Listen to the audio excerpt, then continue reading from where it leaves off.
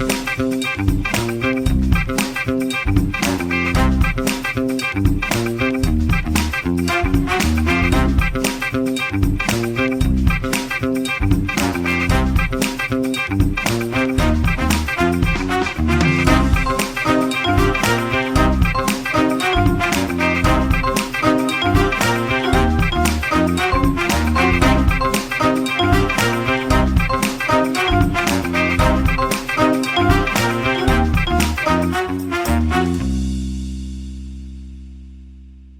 halo sobat, balik lagi sama kita di podcast IndiHome Jakarta Pusat. Bareng aku, Rian, dan hari ini kita kedatangan tamu spesial nih teman-teman. Rekan kerja kita dari HCBP Telkom Indonesia, yaitu Mas Insan. Halo Mas Insan, suara saya sudah terdengar belum ya? Ya, sudah. Halo Rian. Halo, oke udah clear ya Mas ya? Oke, clear. Oh, suara saya clear juga ya? Sudah clear Mas. Oke deh. Karena masih dalam suasana tahun baru, kami ingin juga mengucapkan selamat tahun baru ke Mas Insan dan nanti juga buat ke pendengar podcast IndiHome ini. Selamat tahun baru ya teman-teman semua. Ya. Dan biar afdol, mungkin boleh juga nih Mas Insan memperkenalkan diri dulu nih. Oke, ya terima kasih. Perkenalkan, nama saya Insan Nasher.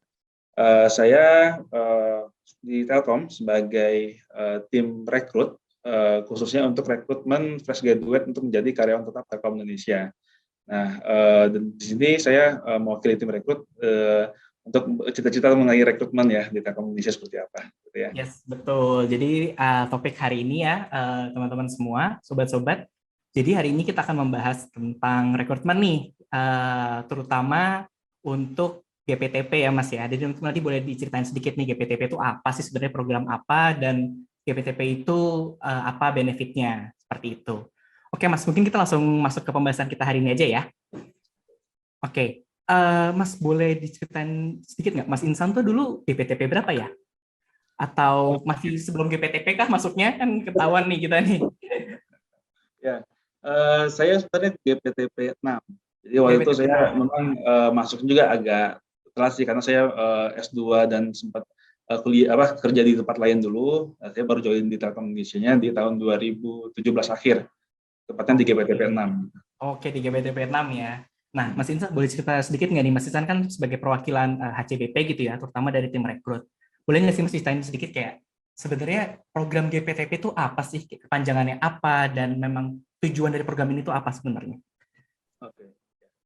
Jadi GPTP ini merupakan program untuk program rekrutmen Telkom untuk menjadi karyawan tetap Telkom Indonesia. Dan untuk menjadi karyawan tetap Telkom Indonesia memang tidak ada jalur lain. Memang hanya untuk via GPTP ini. Sebenarnya ada melalui alih status. Jadi teman-teman yang pro hire yang memang dibutuhkan oleh Telkom itu bisa alih status dari tenaga kontrak menjadi karyawan tetap. Tapi itu prosesnya juga eksklusif karena harus persetujuan dari direksi juga dan sesuai dengan kebutuhan perusahaan juga gitu ya. Jadi tidak banyak jumlahnya dan itu memang harus punya expert di bidang tertentu dan itu emang agak susah sih kalau misalkan untuk umum memang hanya ada satu jalur ini yaitu GPTP, Great People Training Program. Ini tuh nanti teman-teman akan ikut program ini untuk di-develop menjadi karyawan tetap Telkom Indonesia. Nah, mungkin singkatnya seperti itu. Oke, berarti udah clear ya teman-teman. Jadi jalur masuk yang publik untuk masuk menjadi karyawan tetap Telkom Indonesia adalah melalui Great People Training Program ini ya Mas ya? Iya, benar. Oke, tadi juga sempat di-mention bahwa sebenarnya ada satu jalur lagi yang experience ya Mas ya, yang alih status. Cuman itu membutuhkan pertimbangan-pertimbangan lain ya Mas ya. Jadi selama ini kita masih satu pintu dengan GPTP ini ya. Nah, Mas, mungkin kan di sini juga kita tujuannya buat sharing nih ke pendengar podcast IndiHome Jakarta Pusat. Kira-kira nih kalau kita udah tahu gitu ya perusahaan Telkom Indonesia sebagai BUMN, kita pengen tahu nih, kalau pengen tahu rekrutmen kapan sih bukanya atau hal-hal detail semacam itu untuk kita bisa join ke Telkom Indonesia gitu ya, jadi semacam jadwal rekrutmen atau program-program lainnya. Itu bisa diinfo lewat mana ya Mas ya? Kalau mungkin lewat media sosialnya gitu. Untuk kapan bukanya kita masih belum bisa sampaikan sekarang karena saat ini sekarang masih awal tahun ya, jadi kita masih dalam proses perencanaan. Ya, mungkin dalam waktu dekat sekitar hitungan sebulan atau 2 bulan lagi lah mungkin akan buka lagi. Itu pun setelah persetujuan dari direksi. Nah, untuk info di mana biar teman-teman bisa tahu kapan rekrutmen buka, itu kita selalu bukanya di website rekrut kami di recruitment.telkom.co.id. Dan Oke. itu sosial media resmi kami di sosial media khusus buat info mengenai human capital itu ada di @livingintelkom. Jadi silakan teman-teman follow di Instagram @livingintelkom. Nah, di situ misalkan kita akan membuka rekrutmen, kita pasti akan minta tolong ke adminnya untuk posting di sana juga. Jadi biar teman-teman bisa notice juga di situ. Oke, berarti di @livingintelkom ya Mas ya. Mungkin nanti boleh dibantu admin supaya bisa dipromoin juga nih @livingintelkom biar bisa di-follow para pendengar ya. Jadi itu tentang seputar ini ya, tentang rekrutmen juga, mungkin kehidupan apa di Telkom Indonesia gitu ya. Lalu tadi Ya, juga ada di website recruitment.telkom.co.id ya. Betul ya Mas ya? ya benar. Nah, berarti di dua itu untuk kita bisa mengetahui nih informasi terkait rekrutmen-rekrutmen yang akan diadakan oleh Telkom Indonesia. Mas, kalau boleh tahu sedikit nih Mas ngobrol-ngobrol, kalau GPTP itu biasanya dalam setahun berapa kali Mas bukanya Mas? Jadi tidak ada ketentuan saklek setiap tahunnya harus berapa kali bukaan gitu Mm-mm. ya. Tapi memang dari beberapa tahun ke belakang kita biasanya bukanya 2 kali setahun.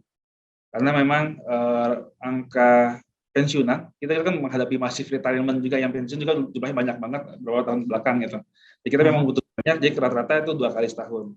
Tapi bisa jadi dalam tahun depan, misalkan tahun depan atau 2 tahun lagi, kemungkinan bisa jadi cuma sekali setahun, karena kita menyesuaikan dengan kebutuhan perusahaan lagi. Nah, kalau misalkan kita melihat dari sekitar 4 atau 5 tahun ke belakang, itu kita 2 kali setahun pembukaannya. Oke, berarti sampai sejauh ini memang biasanya itu 2 kali 1 tahun ya. Dalam 1 tahun itu ada 2 kali perekrutan, tapi bisa menyesuaikan juga tuh ya Mas ya. Apakah memang 1 tahun atau mungkin pernah nggak ada case di mana itu lebih dari 2 kali dalam 1 tahun? Hampir ada, waktu itu Oh, di pernah tahun ya? 2019 kalau nggak salah. Jadi itu tapi beda sebulan, jadi kita di Januari dan Desember gitu, jadi hampir hampir ke 3 kali. Oke, oke, oke, oke. Berarti menarik nih. Berarti banyak sebenarnya ya kesempatan dalam 1 tahun itu untuk bisa menjadi karyawan tetap Telkom Indonesia. Nah, Mas, aku Ya. mau nanya lagi dong, Mas. Biasanya benefit apa sih kalau misalnya didapetin kalau kita join GPTP program ini? Karena kan ini mungkin di antara BUMN lain dan ini kan termasuk MT program ya. Benefitnya itu apa sih, Mas? Kalau misalnya boleh di-share.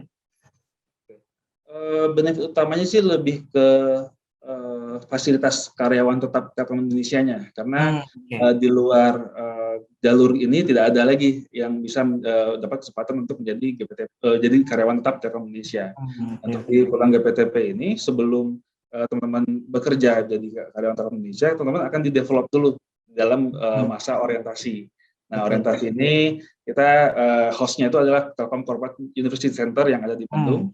Nah, Ya. itu yang akan mendevelop teman-teman, mempersiapkan teman-teman, yang membekali teman-teman agar teman-teman bisa menjadi karyawan tetap Telkom Indonesia. Seperti itu. Untuk benefit individunya itu ya benefit karyawan tetap Telkom Indonesia itu akan dapat saat teman-teman mendapatkan SK karyawan tetap Telkom Indonesia. Oke, jadi kalau teman-teman pengen tahu nanti benefitnya, coba daftar dulu GPTP ya Mas ya. Kita Ya, karena cicip-cicip lumayan dulu. banyak nih. Kalau disebutin Benar, habis sama itu gitu. benar. Makanya iya, iya, iya, iya. Nah, oke Mas, aku mau lanjut dikit ya. Jadi tadi kita udah bahas benefitnya. Sekarang kalau apa sih Mas persiapan yang mungkin harus siapin sebelum kalau kita pengen join ke GPTP gitu ya? Mesti kan pasti ada tuh beberapa berkas yang memang harus disiapkan. Itu boleh nggak Mas di-spill dikit apa tuh berkas-berkas biasanya yang dibutuhkan? Ya. Setiap pembukaan itu pasti ada persyaratan khususnya. Nah, yang harus disiapkan yaitu persyaratan khususnya itu sendiri. Hmm. Biasanya kita dulu waktu awal saya masuk tuh banyak banget persyaratannya. Jadi dan harus siapin SKCK dan lain-lain seperti itu Oh ya. iya, Nah, iya, iya. untuk saat ini kita bikin simple karena Betul. simple CV gitu. Jadi biar teman-teman yang penting udah daftar dulu aja, kalau misalnya memang ada kebutuhan administrasi ya nanti di belakang aja gitu. Betul, Jadi betul. lebih simpel sebenarnya. Kita sesuaikan dulu dengan persyaratan utama untuk program GPTP ini. Karena program GPTP ini jalur entry level, khususnya untuk yang fresh graduate, itu ada persyaratan umurnya. Nah, misalnya umurnya itu untuk S1 itu 24 tahun, belum berusia 24 tahun, S2 belum berusia 27 tahun. Nah, tapi kalau misalkan teman-teman memiliki experience minimal 2 tahun kerja, nah itu umurnya bisa nambah lagi nih. Untuk yang S1 27 tahun, S2 30 tahun. seperti itu. Nah, Oke. selain persyaratan umur, berarti karena untuk membuktikan umur teman-teman sesuai, jadi teman-teman harus upload KTP, harus menyiapkan KTP, dan karena ada jenjangnya juga S1 dan S2, berarti teman juga harus menyiapkan ijazah dan transkripnya. Nah, ya.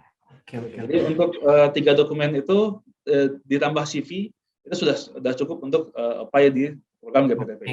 Oke, benar. Berarti itu standar ya, seperti kita kalau nge-apply kerja di tempat-tempat lain juga seperti itu, cuman memang disesuaikan dengan kebutuhan dari Telkom sendiri. Nah, Mas, ini mungkin aku ada sedikit pertanyaan yang memang dari zaman aku nih, aku kebetulan kan GPTP 13 ya, baru-baru masuk juga nih. Nah, itu benar banget tadi kata Mas Insan, itu udah disimplify banget dibandingkan dengan GPTP sebelumnya. Cuman aku mau tanya nih Mas, kalau internship atau magang itu termasuk ke pengalaman kerja nggak sih Mas sebenarnya? Karena ini banyak nih pertanyaan kayak gini biasanya.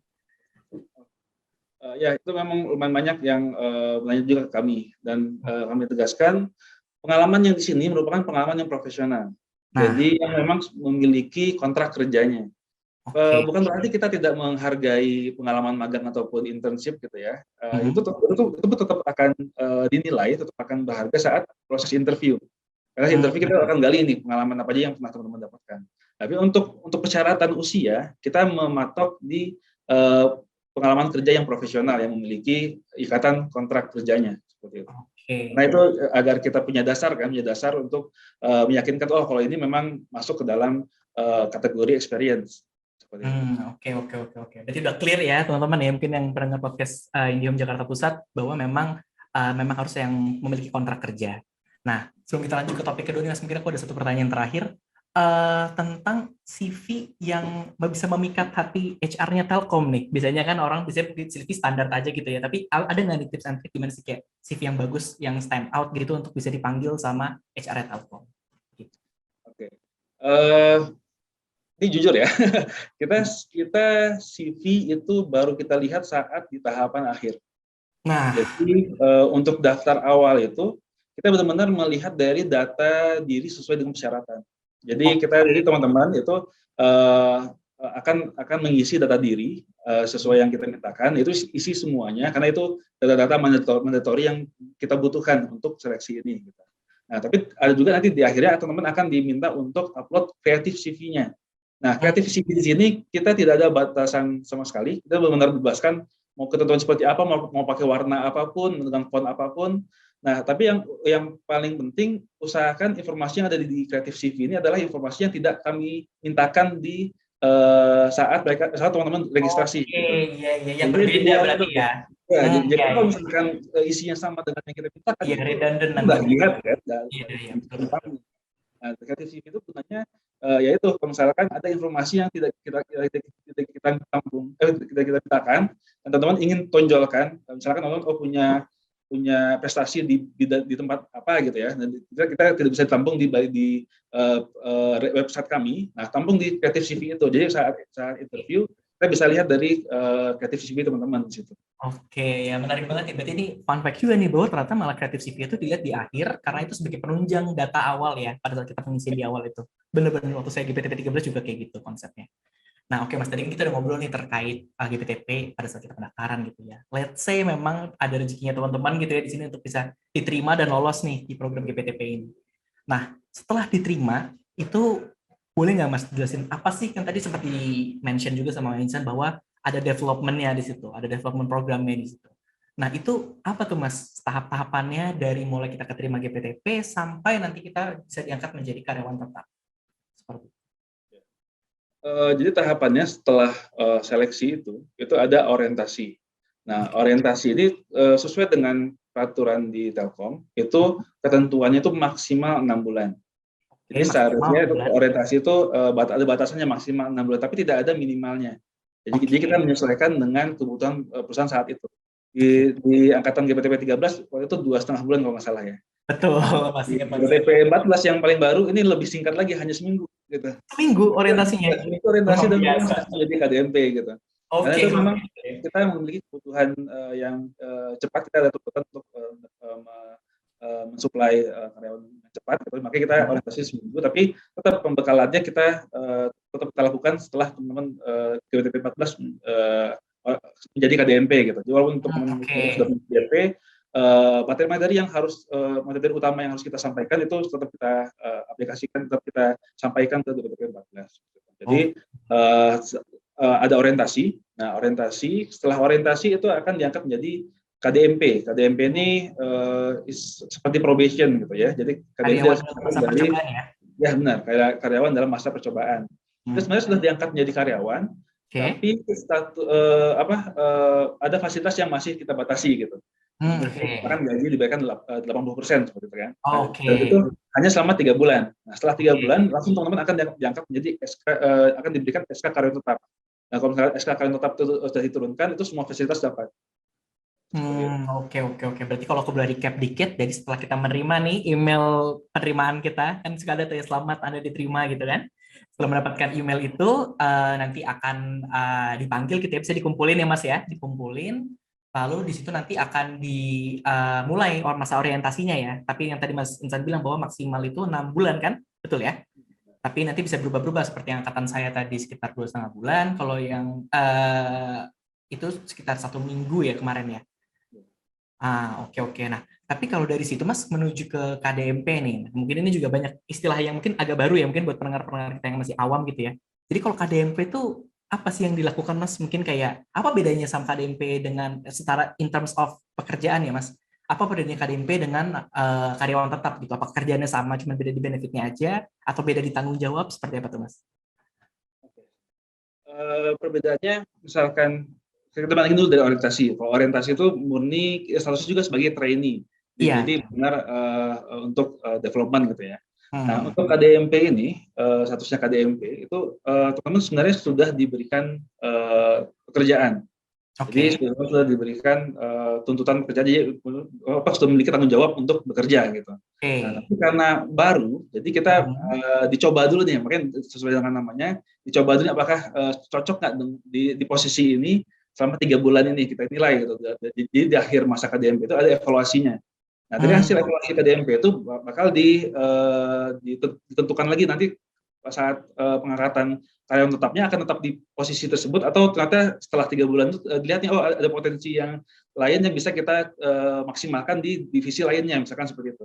Nah, itu bisa Oke. jadi seperti itu. Jadi lumayan banyak juga kasusnya yang dari KDMP mutasi saat karyawan tetapnya karena kita menemukan oh ternyata lebih cocok di unit lain atau di divisi lain seperti itu. Jadi sebenarnya kalau KDMP itu sudah menjadi karyawan, sudah status menjadi karyawan, sudah mendapatkan kerjaan, sudah mendapatkan tanggung jawab juga, tapi masih ada evaluasinya. Seperti itu sih. Oke, berarti tadi sudah ada evaluasinya ya. Itu mungkin salah satu perbedaannya juga ya. Di ujung saya masih ingat juga tuh beberapa bulan lalu memang saya juga setelah menjalani masa KDMP, ada evaluasinya tuh. Itu yang penting tuh apakah nanti kita akan stay di tempat pada saat kita KDMP atau akan ada mutasi atau rotasi seperti itu ya Mas ya. Nah, mungkin mau nanya-nanya juga nih Mas. Ini sebenarnya di luar topik ini sih. Mau nanya Mas, sebenarnya kalau misalnya di GBTP ini selama program GBTP ini, mungkin ini concern beberapa teman-teman juga ya. Itu boleh menikah nggak sih Mas? Ini pernah ada yang nanyain nggak nih sebelum ini? Karena kan biasanya akan ada concern kan kayak oh ya karena mungkin akan ada pernikahan jadi nanti takutnya memang dilarang atau kan beberapa ada yang memiliki aturan seperti itu ya. Seperti itu gimana tuh Mas kalau dari Telkom Indonesia sendiri? Telkom Indonesia sebenarnya kita tidak sekejam itu sih melarang Oke. pernikahan gitu ya. Betul Sebenarnya ya. dari tahapan rekrutmen, orientasi, KDMP kita tidak ada larangan untuk menikah gitu. Dan Oke. sebenarnya sih mulai dari tahun 2018 awal saat MK memutuskan pernikahan sama di dalam satu perusahaan itu tidak masalah. Itu kita juga sudah membuka kesempatan apabila ada yang cinlok nih ya, dari Wah, cinlok itu menikah sama karyawan juga kami perbolehkan, tidak ada larangan. Jadi tidak usah takut dan status menikah pun tetap kita terima gitu. Jadi status apapun mau oke. single, mau jomblo jomblo 10 tahun misalnya ataupun sudah menikah punya anak 3 sesuai dengan apabila persyaratannya sudah sesuai ya tetap kita akan terima dan kita tidak ada larangan untuk itu. Oke, berarti ini luar biasa nih Telkom Indonesia ini generous banget ya. Segala macam status diterima, baru mau dapat jodoh di Telkom Indonesia pun juga tetap diperbolehkan ya Mas ya. Luar Ya. biasa nih. Nah, oke, kalau dari setelah tadi kita udah ngomongin gitu ya, tadi setelah diterima, mungkin kita terakhir ya Mas ya. Karena mungkin waktu kita juga nggak banyak, mau izin dong Mas, boleh nggak kayak tips and trick untuk menjalankan proses rekrutmen dari mulai pertama hingga menjadi karyawan tetap? Mungkin singkat aja, Mas. Oke. Tips singkatnya itu lebih ke ini sih, mempersiapkan lebih ke detail gitu. Jadi teman-teman harus teliti dengan apa ketentuan yang sudah kita tetapkan. Misalkan persyaratannya umurnya harus 24 tahun, belum bisa 24 tahun, yang umur 25 ya jangan coba-coba karena udah coba dulu aja deh nanti Cuma ya, nanti gitu. ya. Nanti itu pasti akan ketahuan gitu. Oke. Jadi nanti kan pasti akan mintakan dokumen resminya itu pasti akan gagal. Jadi dokumen buang waktunya gitu. Oke. Itu harus teliti juga misalkan tesnya mulai jam 10 gitu. Ya harus tetap jam 10 gitu. Jangan telat misalnya jam 11 masih tetap waktu untuk mengerjakan ya pasti nggak bisa karena yang daftar itu kayak yang GPTP 14 kemarin tuh yang daftar ada 150 ribuan yang berapa, kita Mas? 100 berapa? Sorry. 190 ribuan. Wah, itu yang, okay. yang berhasil apply yang sesuai dengan persyaratan itu sekitar 120 ribuan. Jadi 120 ribuan itu yang kita undang untuk ikut tes. Nah, bayangin kalau misalkan ada misalkan teman-teman kelewat nih waktunya, ya itu ada ratusan ribu orang lain yang ingin tes di jam yang sama gitu. Jadi kita nggak bisa itu gitu. Jadi teman-teman misalkan ketemunya seperti itu ya ikuti aja. Itu sudah diatur sedemikian mungkin. Harus teliti, jangan sampai salah data ataupun informasi. Sisanya ya be yourself sih. Jadi lebih persiapkan sisi terbaik teman-teman gitu. Karena kita di sini rekrutmen ini sebenarnya ingin mengenal lebih dekat teman-teman itu apakah teman-teman cocok nggak dengan Indonesia, dengan Telkom Indonesia. Kalau misalnya cocok ya udah dengan tunjukkan diri teman-teman sendiri, kita pasti akan tertarik gitu. Ya, kalau misalkan dibohong-bohongi, misalnya oke saya pernah ikutin proyek A atau B, tapi ternyata tidak pernah gitu kan, itu pasti akan kelihatan karena ya. Kan ada psikolog juga yang akan menilai gitu. Jadi kita biar siapa aja gitu. Oke. Nah, kalau tadi kan pada saat itu tuh Mas, pada saat kita rekrutmen, nah kalau misalnya pada saat kita menjalani proses orientasi hingga karyawan tetap, ada nggak tuh Mas tips and triknya? Mungkin buat siapa mungkin teman-teman GPTP 14 yang lagi KDMP mungkin yang lagi denger kan, boleh juga tuh Mas. Ya, lebih ke niat awalnya sih. Jadi saat orientasi benar-benar niatkan diri untuk di-develop oleh Telkom Indonesia. Betul. Apapun materi yang diberikan, udah makan aja semua gitu ya. Jadi benar-benar masukin semua ke semua ya. Semua karena itu sudah dibikin di paketnya itu udah komplit banget gitu untuk teman-teman mendapatkan agar siap untuk menjadi karyawan Telkom Indonesia. Nah, saat KDMP pasti ada, KDMP sudah mendapat penempatan, pasti ada yang kecewa dengan penempatan itu pasti ada. Setiap angkatan itu pasti ada. Dan percayalah itu penempatan itu sudah melewati perhitungan yang sangat panjang gitu ya. Dan kita tempatkan teman-teman di situ berarti teman-teman memang dibutuhkan di unit tersebut gitu. Jadi misalkan teman-teman tidak terima dengan penempatan itu, refleks dulu. Ini saya ditempatkan di sini karena apa gitu. Coba cari alasan kenapa teman-teman ditempatkan di sana. Nanti cukup pasti akan ketahuan sendiri. Oh ternyata saya dibutuhkan di bagian ini atau di bagian apa gitu. Jadi lebih ke persiapkan diri aja sih. Betul, memang fungsinya untuk kita mengabdi ke Indonesia. Jadi penempatan memang harus ready to go ya Mas. Disiapin di mana aja harus siap ya. Ya. Oke. Nah, mungkin terakhir kali ya Mas ya. Ini aku satu lagi deh. Aku sebelum kita closing ya, Mas. Karena tadi sempat dijawab sih ya sebenarnya. Rekrutmen berikutnya belum tahu kapan ya. Tapi kira-kira kan kita masih ya let's say masih ada dalam kondisi pandemi gini Mas. Sebenarnya tuh pada saat pandemi ini apa sih tantangan terberat ketika kita melakukan rekrutmen buat fresh graduate gitu misalnya. Dan kira-kira dalam masa pandemi kayak gini tuh berapa sih maksimal yang bisa Telkom tampung gitu secara jumlah gitu Mas? Kalau bicara terkait jumlah, kita tidak ada perubahan yang signifikan sih. Jadi kita memang masih butuh banyak talenta-talenta muda Indonesia gitu ya. Karena memang kita ini perusahaan kita berkembang menjadi digital telco dan kita butuh orang-orang muda yang kreatif, yang inovatif, yang bisa membangun perusahaan ini lebih maju lagi gitu. Jadi untuk terkait jumlah, menurut saya kami cukup optimis. Kita masih perusahaan yang masih butuh orang banyak dan kita nggak usah khawatir kuotanya tidak lulus karena kuota gitu ya. Nah, tapi untuk persiapan selama pandemi ini kita memang masih membatasi kegiatan fisik yang offline gitu. Jadi kita rekrutmennya juga akan full online.